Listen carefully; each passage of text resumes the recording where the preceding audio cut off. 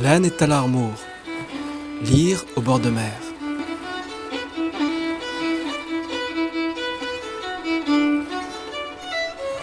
Jonas Agarvalum. Jonas et la baleine.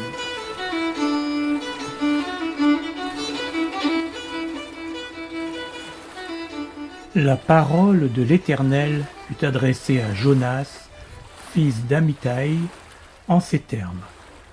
Debout, rends-toi à Ninive, la grande ville, et prêche-lui que leur malice est montée jusqu'à moi. Jonas se leva, mais pour fuir vers Tarsis, non loin de la face de Yahvé.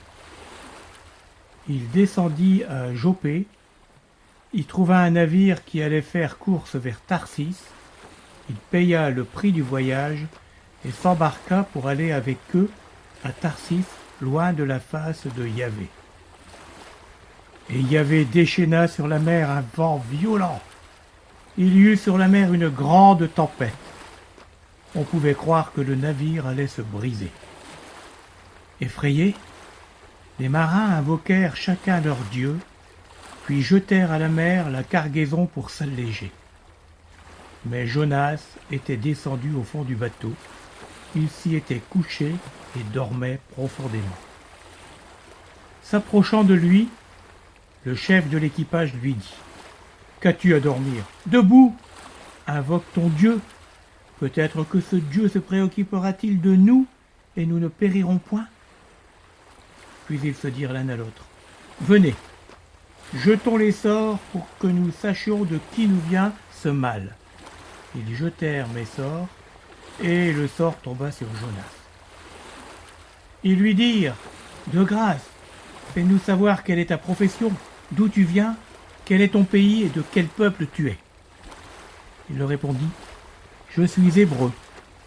Je crois en Yahvé, le Dieu des cieux, celui qui a fait la mer et la terre. » Ces hommes furent saisis d'une grande crainte et ils lui dirent « Qu'as-tu fait » Ils savaient maintenant, ces hommes, qu'ils fuyaient la face de Dieu, car il le leur avait dit. Et ils lui dirent « Qu'allons-nous faire de toi pour que la mer se calme pour nous ?» Car la mer devenait de plus en plus impétueuse. « Prenez-moi, leur dit-il, et jetez-moi à la mer, et la mer s'apaisera envers vous. Car je sais que c'est à cause de moi que cette violente tempête vous est survenue. » Et les hommes ramèrent pour regagner le rivage. Mais ils ne réussirent pas, car la mer se soulevait de plus en plus. Ils invoquèrent Yahvé et dirent « Ô Yahvé, puissions-nous ne pas périr à cause de la vie de cet homme? Puisses-tu ne pas nous charger d'un sang innocent, car toi, Yahvé, tu as agi selon ton bon plaisir. » Et ils prirent Jonas, et ils le jetèrent dans la mer, et la mer apaisa sa fureur. Et les hommes furent saisis d'une grande crainte de Yahvé. Ils offrirent un sacrifice à Yahvé, lui firent des vœux. Et Yahvé fit en sorte qu'il y eut un grand poisson pour engloutir Jonas. Et Jonas demeura dans les entrailles du poisson 3 jours et 3 nuits. Et Yahvé s'adressa alors au poisson, qui vomit Jonas sur la terre.